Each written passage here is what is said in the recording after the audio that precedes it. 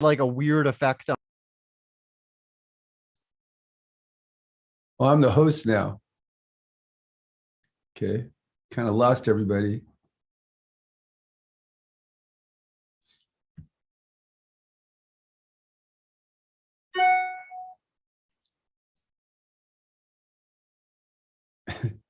Oops. Maybe I should leave. Okay, here we go. Sorry about that. I hit the wrong button. Yeah, you left me staring helplessly at my console. Okay, Corey will figure this out. I need to cultivate patience. That's my contribution. I did that to Ken one time when we were doing a live Ken show. We started, as soon as I pressed play or start, my laptop completely crashed, and it took me like 8 minutes to get back on. So it was just Ken looking into a camera like, Okay. Anyway, hey Keith, how you doing, man? I'm doing really well today, Corey. How are you? I'm doing well also, and I'm really, really excited to be back here with you again for yet another episode of Wit and Wisdom. God, we just continue pumping these things out, man. Yes, we do. Yeah. And it's a lot of fun. It is a lot of fun. I really, every month I look forward to the conversations that we have together. And today's no different. Today, what we're going to be talking about, well, among other things, we actually have, I think you've got quite a few things in your bag for us today. But really, this started about sort of a back and forth you and I were having an email, basically about how to cultivate more resilience in the face of just a tidal wave of misinformation that we are constantly surrounded by. And, just before the show started, you and I were having a little chat about, it's not just the sort of little epistemic bubbles that we create for ourselves, seeking out communities that only, confirm our biases and presuppositions and all that. So it's not only this thing that we're sort of consciously choosing into, selecting ourselves into, but there's also, like, in the lower right quadrant, just out of all of our control, these algorithmic bubbles that we find in ourselves that are reinforcing our various confirmation biases and so forth. And these can get really, really, really tricky because they're actually taking you down sort of a rabbit hole of information. And once you get down that rabbit hole, past a certain point, it's really, really hard to climb your way back out. And I think we're seeing that today. A lot of people who, maybe otherwise would want to climb out of sort of the rabbit holes they find themselves in, but simply can't due to any number of pressures, interior pressure, sort of cultural pressure of the people that they're now surrounded by. And again, these sort of algorithmic pressures where you watch one crazy YouTube video and it just leads you to an even crazier YouTube video, which leads you all the way back down the rabbit hole again. So this is a tremendously important topic that I think speaks directly to one of the central life conditions of our time. I agree. And I think it's important to recognize that all cognition is motivated cognition.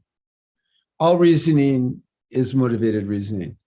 You sent me a great article which started this off, and this was a researcher and a group of people who looked at South Africa. I think a South American country. I think it was Venezuela, the United States, and one other country, and they found that there were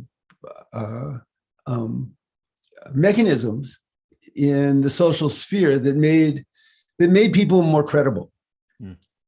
And one thing about motivated reasoning, for instance, repetition makes people more credible. Also, if you present something in a matter of fact and in a professorial way, if you use type that looks professional, if you got graphics look professional, that makes people more believable. For instance, anybody with an English accent is more credible than people without anybody with an Oxford accent is more credible than anybody else. I remember listening to a guy with an Oxford accent talking about how there were aliens that were on the other side of the sun that were influencing us. And I was going along, okay, My emotions are saying, wow, aliens on the other side of the sun influencing us. And it's just the melodious. So that makes people more credible. Real briefly, Keith, I experienced the same thing to be true. For whatever reason, I've been really getting into watching various like STEM related videos on YouTube, engineering and physics. I really love physics videos. And I noticed that for whatever reason, if I'm watching a British guy explaining these really complicated, ideas to me, I find more legitimacy in it, sort of unconsciously, which is interesting. So that's another thing that makes people more credible. And then another thing is all our myriad conditioned biases. Now, and those are all coming from the unconscious. Now, this is a big deal, and it's not all a bad thing. We're not going to stop all the drives, all the instincts, all our previous learnings, all our biases influencing our decision-making, influencing our reactions and that kind of stuff. But if our goal is to serve the highest good, if our goal is to find what's most beautiful, good, and true, then we can welcome all these influences and see, judging from certain criteria that we're going to talk about in a little bit, whether they're consistent with our values, our principles. For instance, any system that encourages me, or any message that encourages me to categorically dismiss any individual or group, I'm suspicious of. So any message that causes me to objectify another person, where they don't deserve the same kind of rights and treatment that I deserve, I'm suspicious of that reaction. Any reaction that involves me wanting to punish somebody rather than rehabilitate if there's a problem or repair. Okay? And so we can develop habits of consciousness that cause us to see when we're responding to various conditions, to veer from our values. And then those new habits work their way into the unconscious, and the unconscious becomes wiser. And if you look into the literature on motivational reasoning, every time that I go into an academic area, I become grateful once again for Integral. I go, thank you, Ken. Because if you go into Flatland and look at this stuff, there's a lot of categories and so on. But what there isn't is that the adaptive unconscious, which I call the shadow self, has an intelligence. It has a motivation beyond survival and reproduction. There's a wise self. And the wise self wants to serve the highest good. The wise self wants to serve love. And the more that we grow, the more coherent that part of us becomes, the more powerful it becomes in our decision making. And so we want to have motivated reasoning along those lines. In post-issue relationships, we are cultivating motivated reasoning. In a post-issue relationship, I am cultivating an understanding of you as somebody that is always doing their best to do right. And if you appear to do something that I find morally repugnant, I'm going to assume that I'm misinterpreting what's going on and that you have a positive motivation. And in a post-issue relationship, that's exactly the right thing to do. And then to go back and forth until we can find a way for us both to be right or to disagree in a way that's interesting to both of us, or acceptable to both of us. So it's not that motivated reasoning and influence is a bad thing. Okay? Now, we can divide the world up to a certain extent into all the healers and seekers, and then into the people that want power over other people, almost like the growth hierarchy people and the dominator hierarchy people. And where the danger comes from all this is in the dominator hierarchy people. And since we live in a culture that's the United States is based on extractive capitalism is a wide array of dominator hierarchies wanting to influence us to give them money, give them attention, give them our vote, and give them a pass if they screw up. I don't know, Exxon. It's not me that's screwing up the energy companies, that's screwing up the environment. It's people not understanding that we're just trying to make everybody happy, and like that. Okay. Oh, wow, Exxon.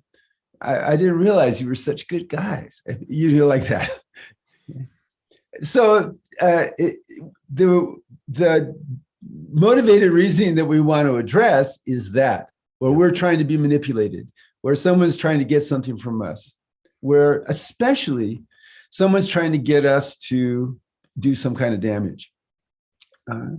Now, from a psychotherapy standpoint, I want to use all the methods that we're going to talk about to help people grow.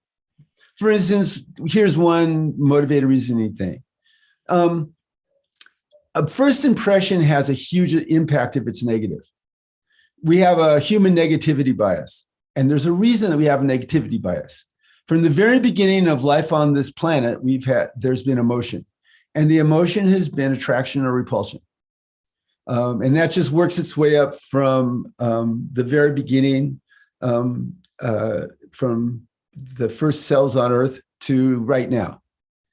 And if something is a little bit alarming or a little bit dangerous, we want to back away from it. Mm-hmm. And that takes precedence over something being great. Okay? And that's a bias that everybody has, all living things have, and we have. It's a negativity bias. Now, that really worked well for evolution until it hit humans. Why is it so much more difficult for us? Well, unlike all the other creatures, we can project to the end of time. We can project to the beginning of time. We can remember stuff. We can make up stuff. And so when we're little kids, we learn that when we focus on a problem, we can solve it. That focusing on a problem gives us relief. So before we can develop the formal operational capacity to critically evaluate problems, we develop the habit of either focusing on a problem and worrying about it, that's obsessing, or completely avoiding it, dissociating from it, pretending like it's not there. Mm-hmm. And in nervous system years, by the time we're 12, 13, 14 and are formal operational, our nervous system has had an eternity to strengthen those particular habits. And so that habit of obsessing needs to be addressed with conscious awareness. And part of that is being aware that I'm being influenced by my habit of worrying about a problem rather than doing something else. And then what you need to do, because of the way nervous systems are organized, you need to develop another habit that includes and transcends the previous one. Why? We've discovered that brains do not give up things that are associated with survival. That includes the defenses. That's motivated reasoning. Mm-hmm. Also, as humanity has expanded and the capacities have expanded, there are new capacities for damage in motivated reasoning that we're discovering. For instance, at the end of the 19th century, there was a philosopher, I forget his name, who said that there's going to be a lot of problems in the next century. With mass formation psychosis. And he didn't use that term. That term is from Matthias de May, a Flemish psychologist. And so let me explain that just for a second. Yeah, please. So mass formation influencing or psychosis. De May and a lot of Europeans, and by the way, European psychologists, going back to that second thing about if somebody appears great, an educated European psychologist who's really handsome and charismatic and friendly, like Matthias de May, you look at him, you go, oh my God, you're a beautiful guy, and you're just so articulate with English as your second language. He's an incredible guy. In Europe, they were fascinated in this last century over what happened. How did the Soviet Union happen? How did Germany happen? Germans are nice people. It wasn't like they started being nice people in 1950. Germans have always been nice people. So have Italians, so are Russians if you run into them. What the fuck? What happened? And so apparently human beings have a capacity for mass formation psychosis. And this is what it is. If four conditions are met, a group of people are capable of focusing on a single issue and surrendering their executive control and their moral discernment to a charismatic leader. And what are those four conditions? People feel socially isolated. They don't feel connected. Another one is that the world doesn't make sense to them. It doesn't seem fair. It doesn't seem to make sense. A third condition is that there is a pervasive sense of anxiety and discontent. I'm worried and I'm not satisfied. And the fourth one is there's a pervasive sense of frustration and aggression without an object. Now, you just described the last 2 years of COVID for like most people. Yes, and I describe a lot of how America felt in 2015 during the run-up to the presidential election. Mm-hmm. If a charismatic leader can find one focus and focus people's attention on that as the problem and say, join with me. And that problem involves people that are attacking us and threatening us. And we need to do something about that. Mm-hmm. That group of people can all of a sudden have a mass formation psychosis where now I'm not isolated anymore. I'm part of a group that has a heroic mission. Yep. You know, in the far right, the heroic mission is we got to stop these woke people from ruining our culture. Yep. Not to mention. Can I add on that? We also have to stop the satanic pedophiles who are in control of the world. That's one of the main narratives that are animating QAnon, for example. Yeah, and by the way, this is something I agree with QAnon. Okay, hey, here's what I agree with. I agree that satanic pedophiles are really bad. Okay, and also there are satanic pedophiles in the world. I happen to have encountered them a couple of times in my professional career. Now, I have absolute confidence that they're not running the world, but I agree with QAnon. Satanic pedophiles are bad. You know, we need to find them and stop them from doing that. Okay? Right. But it's that fixation, right? It's that fixation that you're talking about where it's like, this is the central fault line. And then you get the type of mass psychosis that you're talking about, such as the members of QAnon who are waiting for JFK Jr. to come back from the dead and re-anoint Trump and all. You get a lot of room, a lot of space for irrational ideas and irrational views that would otherwise, be shamed or, you would select your way out of. It's a form of hypnosis. Yeah. In hypnosis, you surrender executive control to the hypnotist.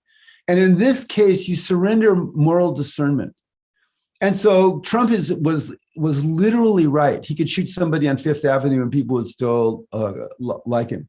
He was literally true about that. Mm-hmm. And so what that tends to do then is get people to say yes again and again. The more you say yes and you surrender to executive control, the less you have access to know. Right. Now, Stalin killed 80 million Russians in 10 years. Mm-hmm. And how did he do it? He would find one group and say, they're the problem. And he attack them. And then another group after he killed all those people. And in the end, he killed 50% of the Communist Party in Russia. And what the West couldn't understand is when they went to the show trials, the people that were being convicted says, I was disloyal, I deserved to be killed. And they thought they were just tortured into saying that, which I imagine a bunch of them were. But some of them were so caught up in the mass formation hypnosis, in that psychosis, that they went, okay, well, I guess if Stalin says I should die, I guess I should die. Mm. So we have that. Now, let's look on the other side of that. The Obama election. Obama said everybody was feeling bad. People were feeling disconnected. People were feeling pervasively anxious. People were angry about stuff and there wasn't a focus. Mm-hmm. And Obama said, look, we need to focus on loving each other and moving things forward. And the way to do that is to elect me and to have me and my people do our best to solve the problems that are bothering all of us. And yes, we have an opponent And the way that we attack that opponent is we vote them out of office. Okay? Now Obama does, when green goes after people, they don't want to kill them. They just want them to lose power. Okay? When Amber goes after people, they want punishment. Mm-hmm. They want physical damage done. But still, it's the same dynamic. And so that was a mass formation event that was, in my opinion, was one of the healthiest and most beautiful events that I've seen in my lifetime. My son went to Nevada and some of my friends to help people vote. Everybody was inspired. People were caught up in solidarity with each other. And so again, if it's used in service of a growth hierarchy, fine. If it's used in service of a dominating hierarchy, then the worst excesses of human history occur. Yeah. It happens like that. And on a more personal level, we're influenceable by so many things. Like you were talking about the media, okay?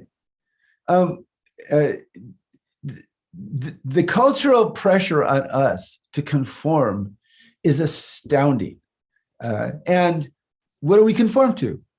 We conform about the clothes we wear, the food we eat, the medicines we take, the sexual behavior that we engage in, our attitudes towards other people. I could go on and on. And we're influenced that from a very, very early age. And so I have a lot of that conditioning in my unconscious coming from racist America in the 50s and the 60s. I have a lot of that green bias against hierarchies of all sorts. I can feel that stuff happening. And it's arising out of our unconscious all the time. It's arising out of our moral discernments. It's arising out of our cognitions. And one of the things and I'm going to talk a little bit, there's a guy named Robert Cialdini who is very interested in this and has studied influence all his life. And so he did a lot of factor analysis. And when he did his factor analysis said there were 6 conditions that a lot of influence fell into. And so let's just talk about them for just a second, okay? Yeah. Okay, one is reciprocation. This is an instinct. In other words, if I do something for you, you're going to want to do something for me when you get an opportunity in the future. And what this was originally in the tribes is a form of banking. That when people had enough consciousness to have reciprocation, they knew that if they delivered for other people, that in the future, those people would deliver for them. So reciprocation is a drive that we have to want to do for somebody else if we perceive that they've done something for us.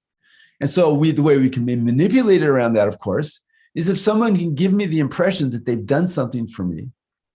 Hey, I get this from PayPal all the time. Collect your $100. We just gave you $100. Now, PayPal really screwed me when somebody ripped off my PayPal account, and I will never do PayPal again. And I don't care if they get mad at me for saying that.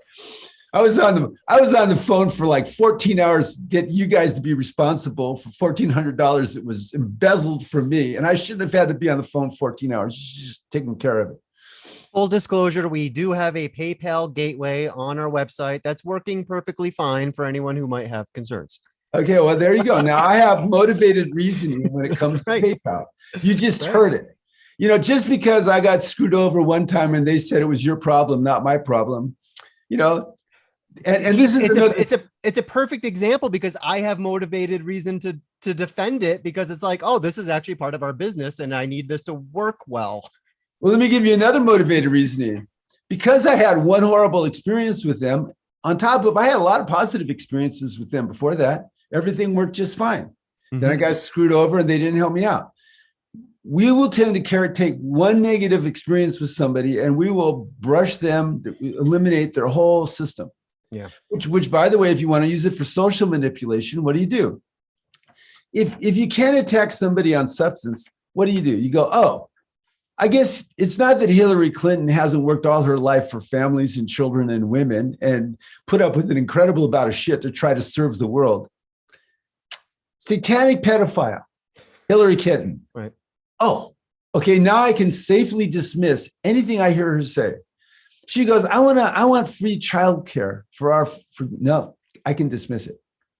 I want to reduce taxes I want to help poor people not be so poor. And I want rich people to pay their fair share. Nope, I can dismiss it because of that one thing. Now, motivated reasoning.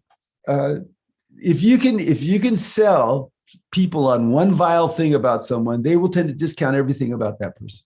Okay. So reciprocation is one of them. Okay, what's the second one?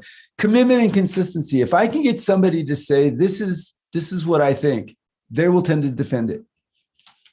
And this is an interesting thing in psychotherapy, because what do you do in psychotherapy? You ask somebody how they feel, what they want, and what they believe. And they'll tell you. And usually most people have a great set of values. And they have a fair amount of things that are good things for them that they want. Okay, now we go into their life, and there's a lot of habits that they have not letting them get to those places. And so I don't reference them around my values, around health and happiness and joy and honor. I reference them according to their values, and they have an interior motivation to want to defend those values. And then that gives me a little bit of social influence to be able to help them change. Now, that's a positive way of dealing with commitment and consistency. A negative way of doing it is if you can associate somebody with a certain belief. For instance, I don't vote. I hear this again and again. A Republican will hate something that Trump is or some other Republican. And they'll be interviewed and they go, do you think this is going to affect your behavior? And they go, nothing would induce me to vote Democratic. Right. And I imagine, I don't imagine, I know there's a lot of Democratic people who will go, there's nothing that would induce me to vote Republican. Yeah. It's an end justifies the means kind of argument oftentimes. Yeah. Yeah. And also it's just pure, we're very impulsive. Yeah. I didn't like Gray Davis as a governor that much. And so when they did the recall, there were all these people, including Arnold Schwarzenegger and a porn star, who were running against Davis. And so it appealed to my sense of humor. I was singing to the ballot and going, Arnold Schwarzenegger, porn star. Arnold Schwarzenegger, porn star. Arnold Schwarzenegger. So I chose, I felt I made the responsible choice. Arnold Schwarzenegger, good guy, wants to do well, moderate Republican, want to encourage that. I voted Republican. That's the last time I did it. But it wasn't the best thing for me to do. It was motivated reasoning all the way. And I had to struggle with the oppositional, Keith, that wanted to go to hell with all of them and I'll vote for the porn star. Okay. It was motivated reasoning. Okay. So that's, you want to be consistent with the position. A third one is social proof, like canned laughter. One of the most brilliant things that Bush did and that Trump did is they got together a whole bunch of people and they just fed them their own biases. So, you get in front of a group of people and you just feed back their biases and they'll love you and they'll all start laughing and they'll all start applauding. And then everybody is getting more and more excited about it. And this is why they had canned laughter. Everybody in the TV business, if you ask them about canned laughter, they said, we don't like it. But they used it a lot. And they still use it a fair amount because it works. It's social proof. A fourth one is liking. The Ronald Reagan thing. Ronald Reagan was a catastrophe for this country. His administration was a catastrophe. It was corrupt in ways that Nixon could only dream about. But he was such a likable guy. They tended to believe him and forgive him any of the faults. Now, it wasn't Reagan. It was just all these people who worked for him that were doing all this stuff. Okay. So that's liking. Another one is authority. If there's an authority that we respect and you're going against that authority, then I am against you. I saw this a lot during the Vietnam War. There was a lot of men, most of the men that I encountered, except for college professors in the 30s and 40s and 50s, You're going against the government, throw you in jail. Well, I don't believe in the war. Doesn't matter. Government says you should go to the war. I absolutely don't believe in the draft. So what? Government says, you're going against the government, throw you in jail. It's an authority that you believe in. Someone goes against it, they're my enemy. The sixth one in terms of influence is scarcity. And you see this all the time. You only got 2 hours to make this deal. Right. We just did one of these, Keith. We did a series of Black Friday sales, 24 hours only to get this course. Tomorrow it's going to be a new course. We're constantly trying to find ways to play with that tension in the polarity of scarcity and abundance. That's exactly right. And so I don't have that much time to figure it out. Okay. Or we only have like 50 Loving Completely courses left. Right. Get the last 50 left. Oh, you only got 10 minutes to do it. It's like, okay. And so this is motivated reasoning. This is ways that we can be manipulated. Yeah.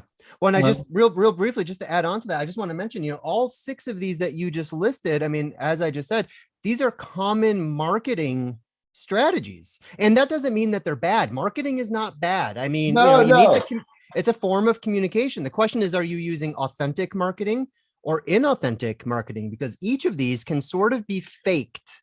You know what I mean? And I think that it's good for us to have these filters in mind as we engage with all of the various sort of sources of noise that are flooding into our lives, because so many of them are being pushed through these 6 factors that you just outlined. Yeah. Not only that, they're being pushed through our 6 moral foundations, which we have at least 6 of. And also, here's the thing about marketing. Growth hierarchy, okay? Mm-hmm. I want lots of people to buy the Loving Completely course from Integral Life, and I want lots of people to buy my books. Why do I want lots of people to buy my books and buy that course and buy the courses on my website? Because all those things were designed to support people being healthy, happy, and to evolve with horizontal and vertical health. That's right.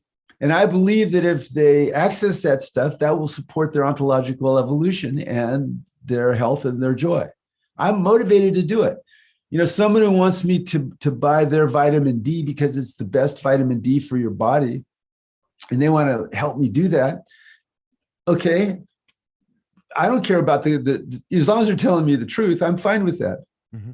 Now, again, in an extractive capitalist system, you have different stuff going on. Like in food, what are the chemicals we can put in this food that literally make it addictive? Okay, we'll do that. Or the substances. And now we'll tell everybody that if you're hungry, you can eat this stuff and it'll taste really good and it'll fill you up. And that's true. Eat a whole bunch of pizza, it's going to taste really good and it's going to fill you up. Now, pizza has some problems with it when it comes to nourishment. It really does. And I'm not even talking about corn pops, which are totally delicious, but I'll never eat them again because I don't want glyphosate and gluten and all that stuff fucking up my system. But now this is a dominator hierarchy. We want your money. We're going to give you stuff. We really don't care about your health.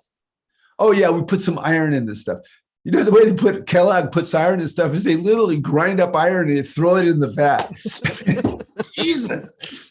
Okay, so we're looking at that now. It's useful to know we're engaged in motivated reasoning all the time, like you and I are right now. Mm-hmm.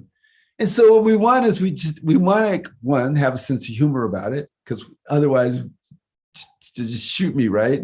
And the other thing is as we become aware of the different influences, we're growing our wise self.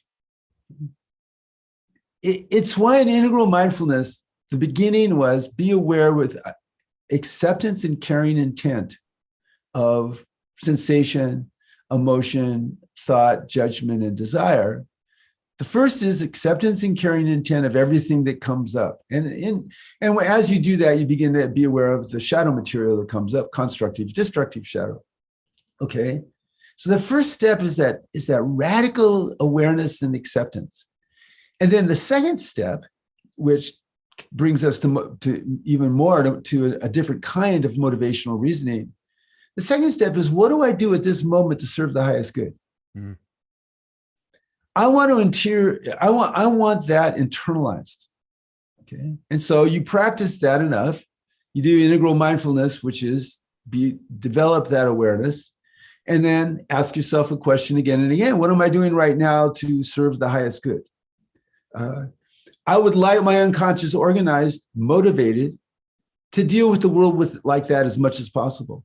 I especially want my unconscious to be organized if something threatens me and pulls the defensive impulse to fight or flight, to discount, to dismiss. I want to notice that, cultivate a sense of leaning in, of curiosity into, all right, where's the lesson here? If I dismiss a book because somebody is arrogant or somebody gives me a hard time or, they disagree with something, I used to not finish the book 20, 30 years ago. Now I don't. I go, okay, now I need to find the gift in this message. I need to find the wisdom, and I'm not comfortable until I find it. Now at this point, that's a habit that I cultivated enough times that it happens when I'm studying something. It wasn't a habit originally. Right. And so I am throughout my life and in my work and right now too, I'm encouraging people to have an idea of what kind of motivations they want to walk through the world with and cultivate them so that you can have the kind of motivated reasoning that keeps you growing. Okay? That's what a growth mindset is. That's what the integral level, everything is temporary until I get a better idea. And I'm always open to better ideas.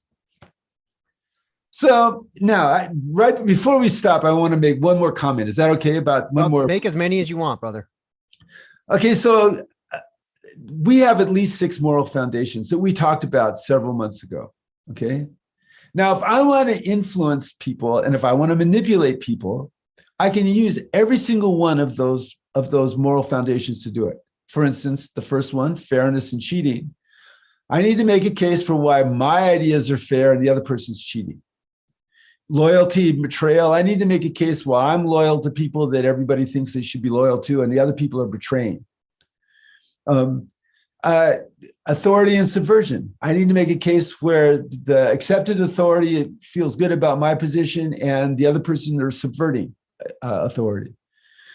Sanctity and profanity. I need to make a case that my position is consonant with sacred values, and the other position, work of the devil.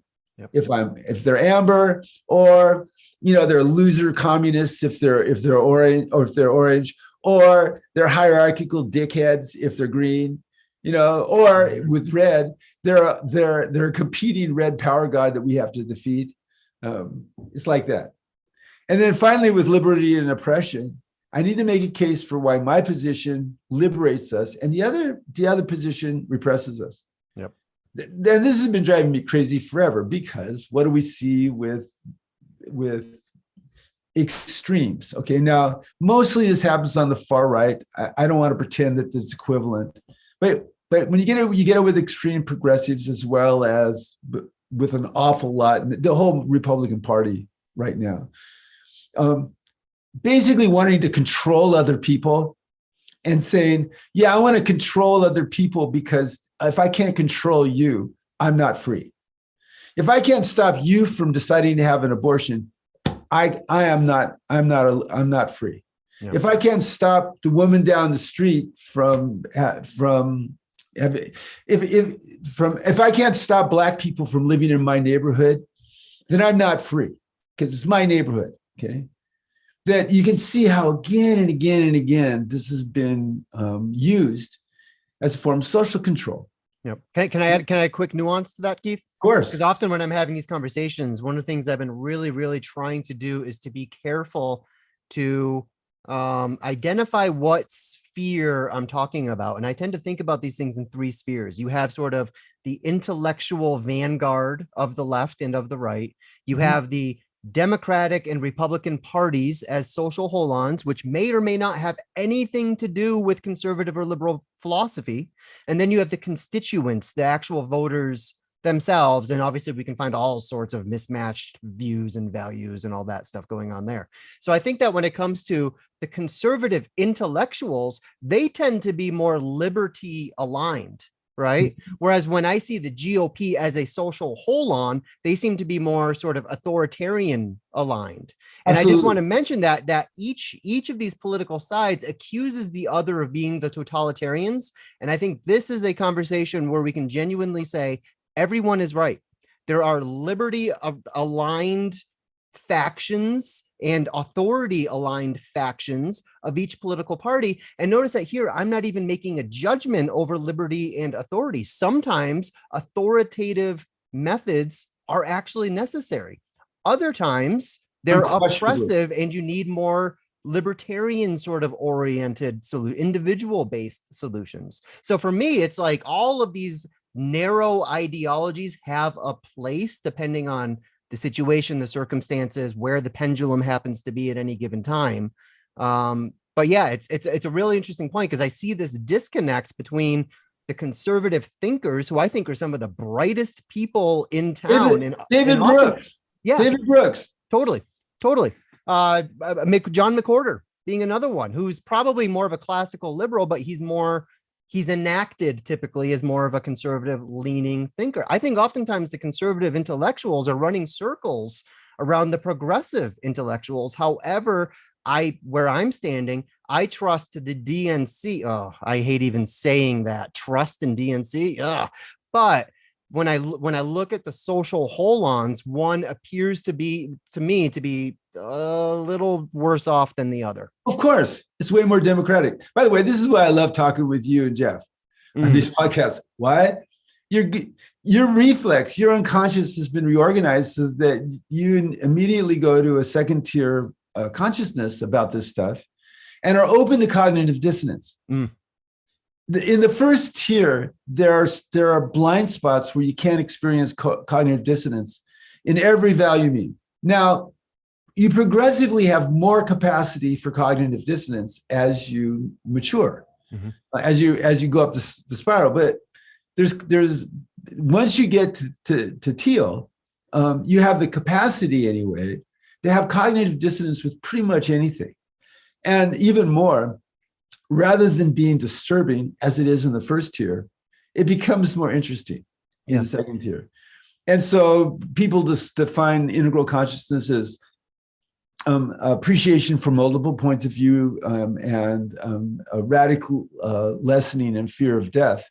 You can also define it as being able to have cognitive dissonance in any arena and a natural curiosity. Is elicited by cognitive dissonance rather than a defense mechanism. Remember, you go back to that influence. People want to be consistent. There's a tendency to want to be consistent. In integral, that changes. Your consciousness is matured to a point where you're being consistent with your desire for deeper beauty, truth, and goodness, and an awareness that there's always a more beautiful, a more good, and a more true perspective. Just haven't encountered it yet.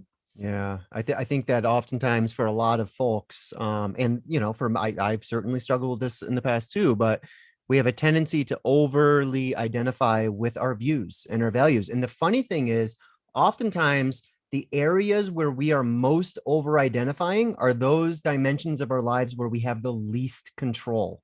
So some people will give an example of that.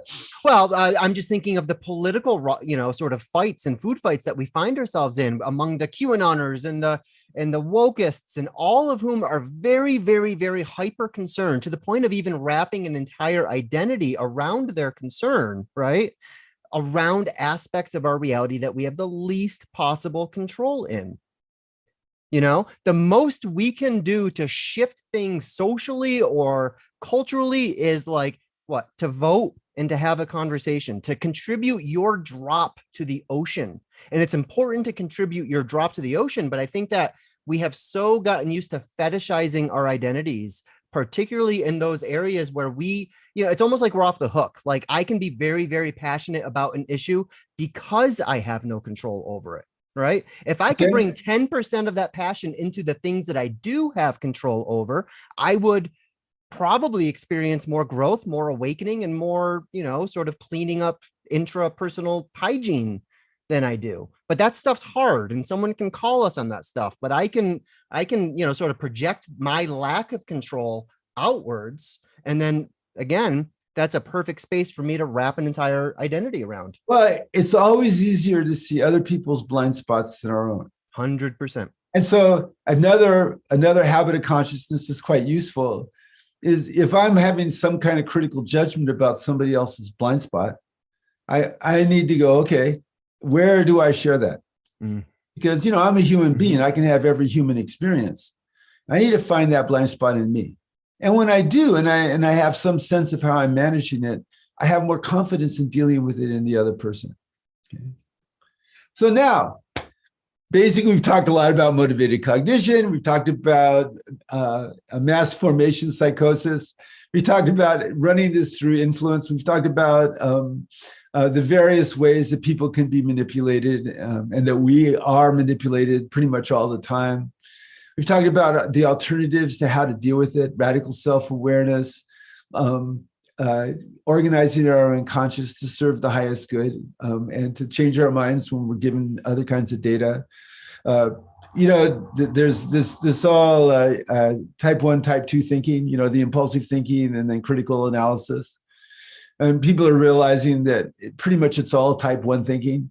But we can develop habits of critical analysis also, but we're not naturally inclined to do it as human beings. Right. So given all that stuff, are there any questions? Yeah. So let's give the spiel. If you have any questions, I've got YouTube open on one screen, so you can type in a comment. I'll read it. If you're here in Zoom with us, you can either hit the Q&A button, submit a question that way, or you can chat it. Keith, just to put a bow on what you're saying, I really, really appreciate this presentation, because it feels to me like you have helped identify a number of factors, and you've sliced into it, from a couple different sort of directions. But there's a number of factors which are sort of ever present for us, whether we know it or not. And simply by doing a little bit of practice, a little bit of mindfulness work to make these subjects into objects, that lowers our risk of these sort of facets being hijacked by other people. In other words, there are literally there are billionaires who are paying millionaires in order to shape our public perceptions. That's right? Exactly right. And they're using exactly these tactics to do so. So I would even invite, people who are listening to us right now, when I actually publish this page on the site, I'll publish it with a list of all the factors that Keith mentioned here. And I would invite people to sort of slowly reflect one at a time, maybe even do some journaling around each one of these individual factors and how they are present in your own life, how they present themselves in your own life. What is your relationship with each of sort of these polarities? Maybe Jonathan hates polarities, for example. I think Sure. the more sort of introspection we can do to sort of, again, just see them as objects and then take them back in as subjects, that decreases our risk of being epistemically hijacked by bad actors. And we're surrounded by bad actors. I agree. I agree with what Corey just said. I've said it before. I like it when you agree with me. So Nina says, so now what is our next action step given all of this? Maybe you can unpack that beyond sort of the invitation for a journaling practice that I just offered, Keith. So good. First of all, thanks for that question, because that's really the core question, isn't it? How do we translate an awakening into a fuller and more joyful and more meaningful life?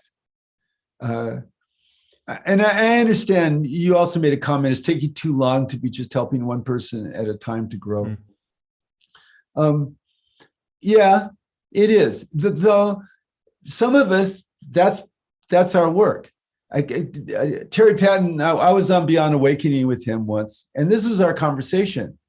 My conversation is, Terry, most of my work is helping people one person at a time to grow. And that's me contributing to the climate crisis. And Terry's response was, that's too slow, Keith. And I went, yeah, it is too slow. And that's a big part of the contribution is coming through the Keith incarnation. And so it depends on how you're wired. Like these talks for me are a way of, and the books that I've written and the classes that I've taught around the world, that's a way of spreading out some of these ideas, encouraging the evolution of consciousness, which I believe is the answer, of course. And we all do what we can. We do what feels beautiful, good, and true to us. We give the gifts that we discover we're here to give. Now, on a more specific level, you develop an acceptance of the fact that all this is happening all the time, and any one factor that's influencing us has a positive and a negative. I like to me, the contrast between the Obama presidency and then the Trump presidency. It was the same social dynamics happening. And one of them was, for me, in service of the ontological evolution of all of us and solving the problems. And one of them was in service of moving this country towards fascism. Okay. There's a reason, by the way, in World War II, there was mass formation happening with the Allies. Everybody was just organized to stop the Nazis from taking over the world and the Japanese from taking over the Far East. As the Japanese and the Nazis were organizing it, the dynamics were very, very similar. And this is why in every war since the World War II, the American political class has invoked World War II because it was a war that needed to be fought. Right? Arguably, none of the wars since then have needed to be fought. Maybe one or two of them, I don't know. I mean, people can make their own cases. So what do? You just focus on waking up, doing the right thing, growing as a human being, keeping a sense of humor about all this stuff, being cautious of your own righteous indignation. Don't deny it. But, we can be angry at stuff, but being angry is not a good way to live your life. All the emotions are there to motivate us. So I do what I can, and then I let go of my anger. And have a good day. And it's, it bothers me that I'm so privileged that so much of the rest of the world isn't. Okay, it bothers me. I do my best to support everybody being taken care of, and then I enjoy the day. So that's the next step. The step is that's always been the next step. Now, part of what's happening now is just being aware of all the influences, and also being aware that we are always engaged in motivated cognition. But if we're aware of it, then we have a chance to make another decision, go up another level in terms of our discernment. I think that's all beautiful said. And this is a question that comes up whenever we do a show, like especially a show that sort of interfaces our interior development, views, values, etc., with the exterior world as we find it. There's always that question that comes up afterwards, particularly when people are feeling a little bit of inspiration, like something is kind of coming up in their system. They feel the energy rising. It's okay, what do I do now? I call it the shiny red button problem. We always want a shiny red button where if everyone could just press this button, we will watch as suffering diminishes in the world. And the problem is there's a different shiny red button for every cosmic address. Like for some people, it's the one-on-one. Other people are in different positions and have different relationships and different vehicles of influence. I was talking earlier about the millionaires being paid by billionaires to shape public opinion. Here I am, 100-aire being paid by 1,000-aires to do the same within our own little bubble. So that's how I tried to show up with this stuff and be of service to other people. And in order to do so, I have to be in service with myself. I have to be authentic. I have to do my practice. I have to do my homework. So it all, I think, depends really on sort of what is your cosmic address, and then what is sort of the cosmic addresses of your surrounding neighborhood, right? So what is actually possible? I mean, politics is always the art of the possible. So I think that's one of the more challenging questions that we have to ask ourselves, is what is possible within my sphere of influence? Again, not all the way out there at the outermost spheres where I have the least control, but what is mine to do within my sphere of influence? And then do that. I'm not saying it's an easy question to answer, right? But it seems like sort of the central question to answer. Marilyn Schramm has a comment. Yeah, let me read that. We have a couple on YouTube as well. Let's do Maryland's first. To practice integralism, how do I deal with the nut jobs and mentally ill? I give them no more than 30 minutes of QAnon garbage before I just walk away. Is there really a common ground or value system with people who believe conspiracy theories? I think there is, but Keith, I want to hear your response first. Well, first of all, Marilyn, that's very generous of you to give 30 minutes. Your tolerance is a lot higher than mine. My belief about this is that if there is a rigid position that involves motivated reasoning like this, and someone is caught in a mass formation psychosis, then I really don't have cognitive access to that person at all. What I do have is human access. And so what do? I've been talking about this for years. I try to find something about their life or their beliefs that I agree with. And I go, I'm going to talk about that. And they go, well, I want to talk about QAnon. I go, I disagree about QAnon, but I really believe about this thing that you said about being able to choose what school your 5-year-old goes to. I want to support you in that. I want to help you with that, or whatever that is. Yep. Or I really get it that your mother is not being really taken care of by her doctor, who's giving her a lot of insulin, but not talking to her about lifestyle. I think that your insurance company should be paying for her getting, like that. And so, the reason for that is I'm at that point, my experience is that I'm seeing stuff that they can't see. And so I want to create a human connection with them, with a progressive. And I remember I had one of my cousins once. I gave him a devastating response to something he had said. He looked at me, I was still trying to convince him. He's a Bush Trump guy.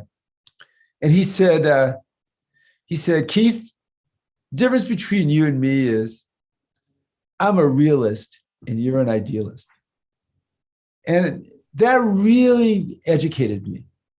I thought, okay, ultimately, I am not going to change anybody's opinion if an intelligent, educated guy will go to that next step to be able to avoid being influenced by me. And so I stopped trying to influence him in that fashion and just tried to find the things that I agreed about with him and join forces with him in that. And I encourage everybody to do that. And I encourage you to not spend 30 seconds talking about QAnon.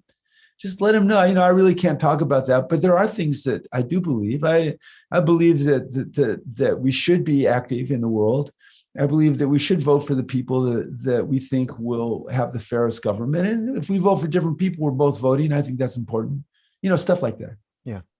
No, I think that's all beautifully said. I think of what's his name, Daryl Davis, who is an African-American man who cultivates relationships with like KKK members.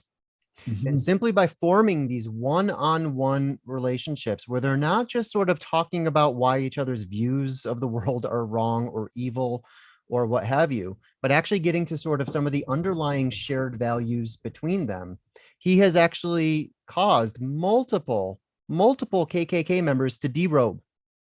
Wow. into to get rid of their tattoos, for example, and things like that. So it shows the power of one-on-one relationships when we actually fully commit to them, and when we're willing to, I say this often, but dig beneath the views and get to the underlying values and the life conditions that are producing those views in the first place. Like, I can talk to an adherent of QAnon who can say things like, yeah, but mainstream media is always lying to us. And I can agree with you.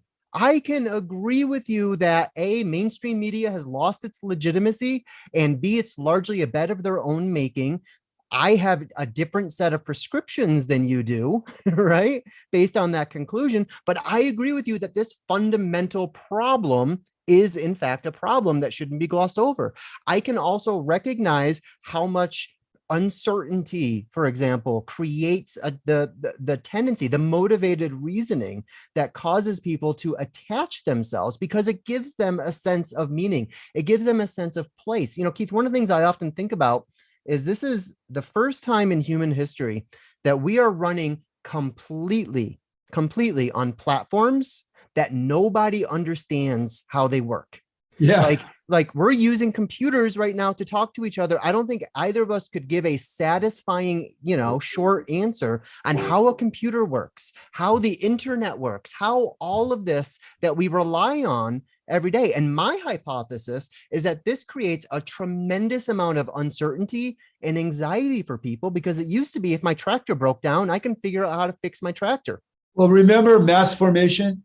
Yeah. Having a sense of uncertainty and loss of control is one of those 4 characteristics. Now, Greg B has had a couple of requests. So one is he wants you to share the article that you sent me. It's a great article. You might want to post it on the show notes.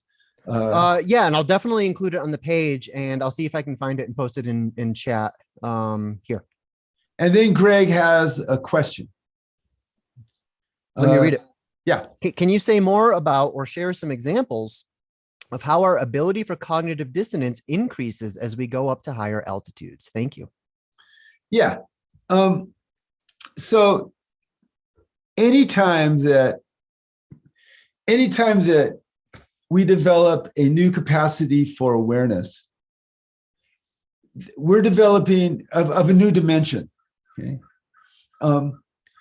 That new dimension is going to fit better or worse with other dimensions that have influenced us before. And the reason that people do vertical development is because their current understanding isn't satisfying for them. They've run into things that aren't explainable to them by their current worldview.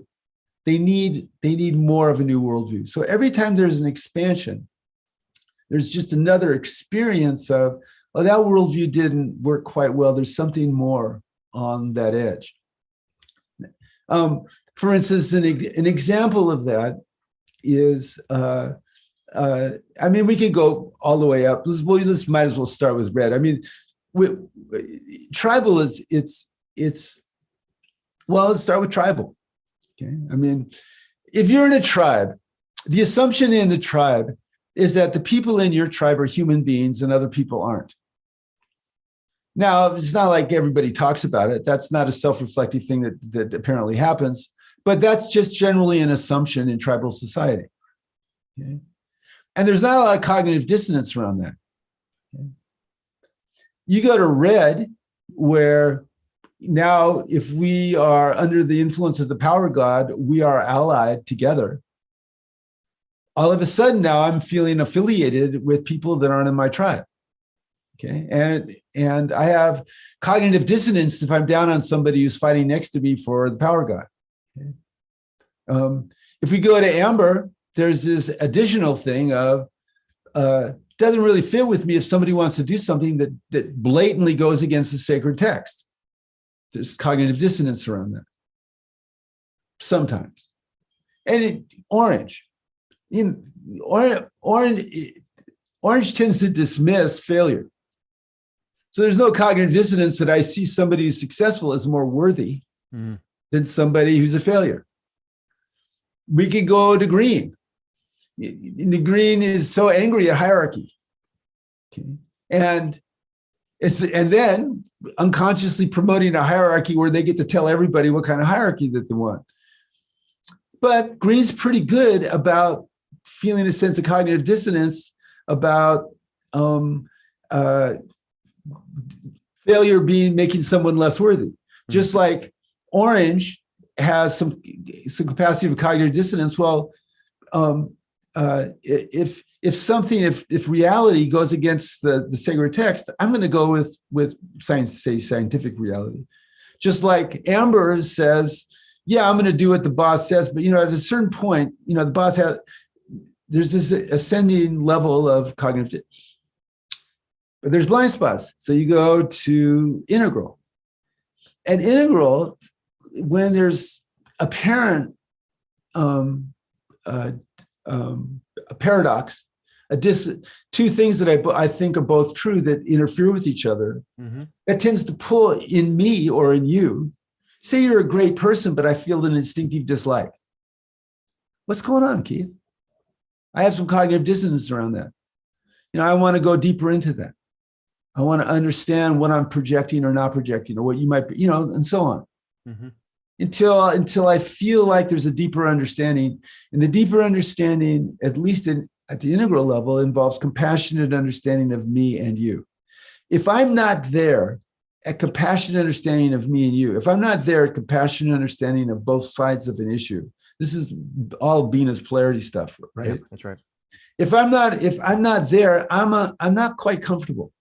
I got some cognitive dissonance until, okay, got compassionate understanding of you and me. I can see the healthy and unhealthy manifestation here. Okay, I kind of feel oriented. But of course, at integral, I'm oriented until I'm disoriented again, which I will be, because I know that's going to happen. And by the way, that's one of the things that happens at an integral level. You stop pretending that you've got it. Right. I mean, I've just got it as far as I've got it. I've had little peak experiences at higher levels. I'm pretty stable at turquoise a fair amount of the time, not all the time, but I've had some ultraviolet and clear light experiences. I'm not stable there. And God knows there's probably something after that. I don't know. Yeah. And so that's how it works. Yeah. Cognitive dissonance becomes then a tool where you pay attention to it, and you pay attention to when you ignore it too. Yeah. That becomes interesting. I think that's gorgeous. That's a gorgeous answer. I think that, basically as we develop, we go through these sort of different holsters of identity, right? So up through Amber, our identity tends to be concrete operational. It tends to be around physical properties and physical characteristics and qualities that we share or don't share with other people around us. And then at Orange and Green, our identity tends to be very noospheric, which means we really wrap a lot of our identities around our ideas, right? And so if those ideas are being challenged, we feel that as a personal threat. Even though we have more capacity to hold more perspectives, those perspectives aren't immediately compatible with each other. So we might feel this unconscious drive to sort of give preferential treatment to this, but not to that, maybe push that one underneath the carpet or whatever, because we're so identified with the products of mind. And then at teal and turquoise stages, there's a new kind of meta awareness that begins to seep in, and we learn to identify more with that than with the products of our mind. So as we learn to take more perspectives, again, which aren't immediately compatible, I think we see that more as less as a threat and more of as like a creative tension that invites us to rethink. And I think that integralists are happy, excited even to rethink even our core presuppositions, because we're not so overly attached and identified. But I don't want to get overly, I still feel threatened. Oh, me too, because I'm not 100% integral all the time. If somebody says like stage theory is colonial bullshit, for instance, I feel a little bit of, wait a minute, what? Sure. Wait, what? So I have to kind of have to lean through that. And I had to kind of force myself to go, okay, there's wisdom here. Where's the wisdom? And I found some. certainly pulled me into her work. And there was the whole concept of warm data was really a beautiful thing on her website, which I liked a lot. It's those reactions still happen. Totally. But we're more likely to go, oh, yeah, here's this reaction happening. Right. You can see him. I was walking to the pool today, and I was walking next to some guy. I swim every day.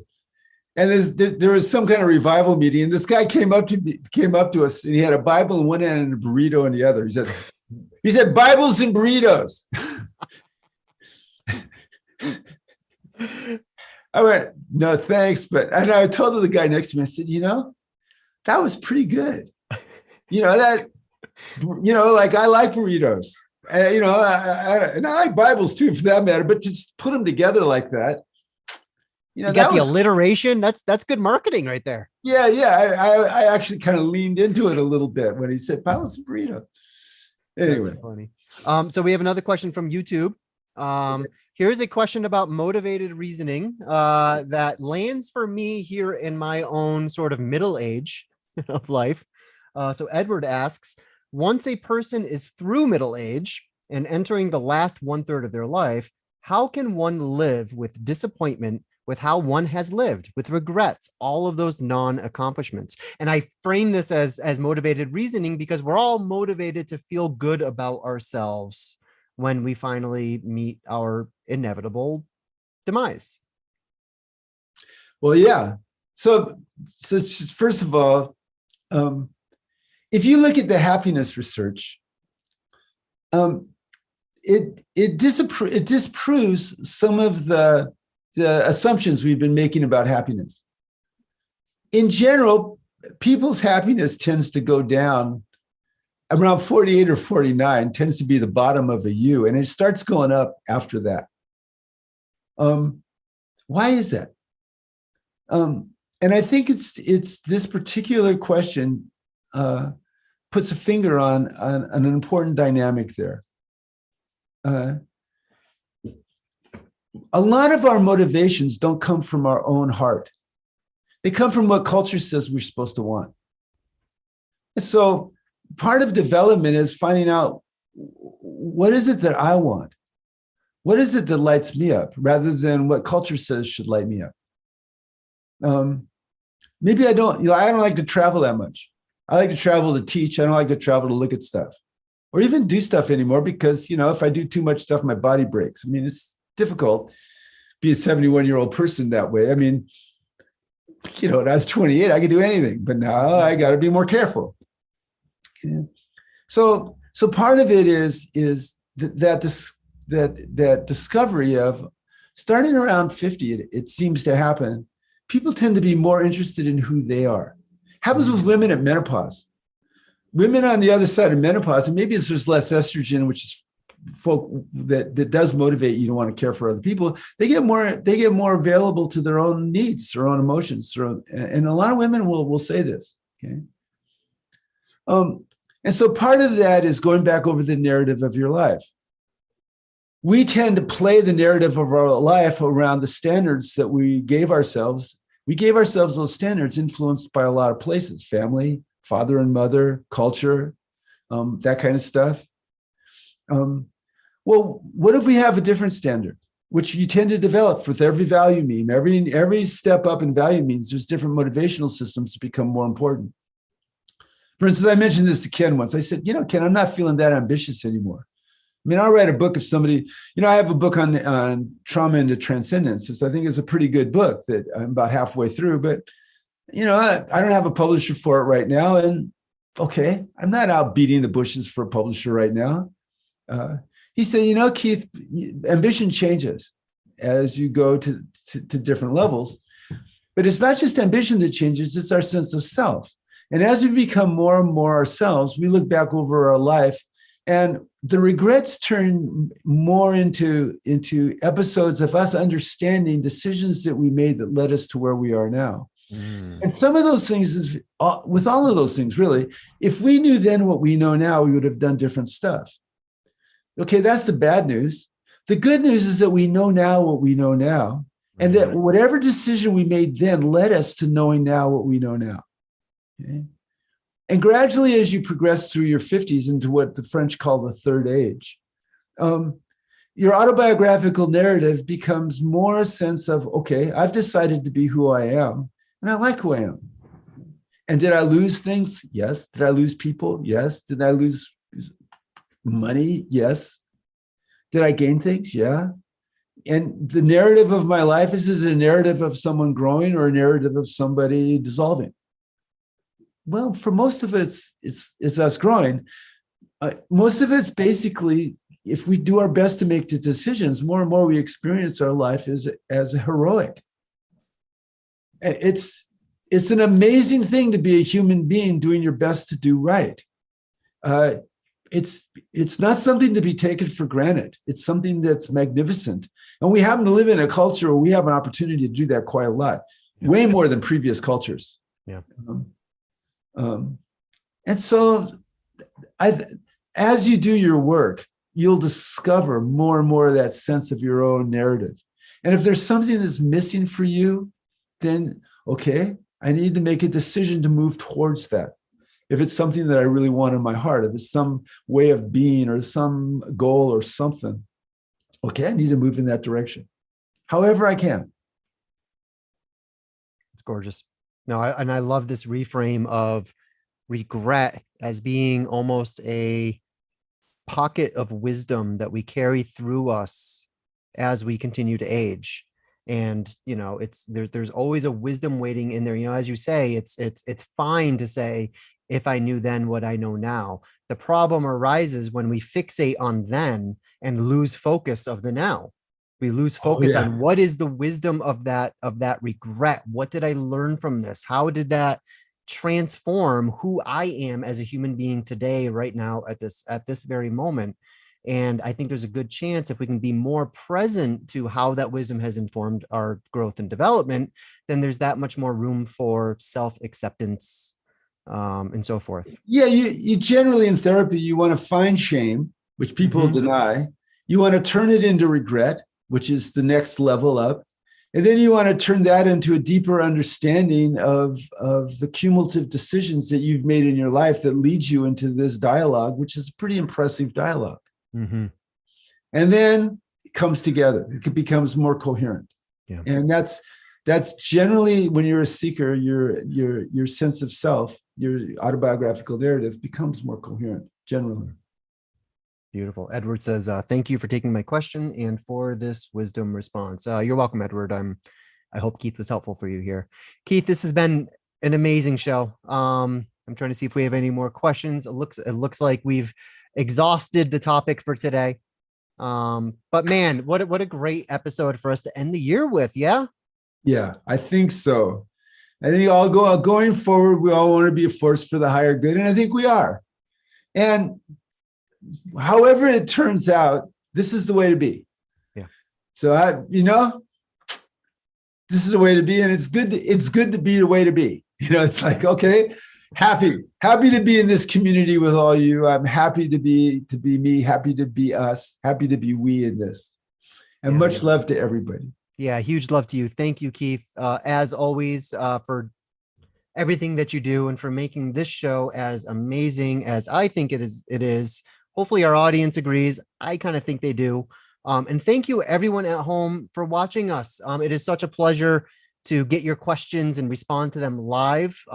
We really, really love engaging with you guys. It is fun. I still think we have the best audience out there. So thank you all for tuning in, and until next month, until next year, Keith, I love you, buddy, and I'll talk to you soon. Bye-bye. All right, bye now.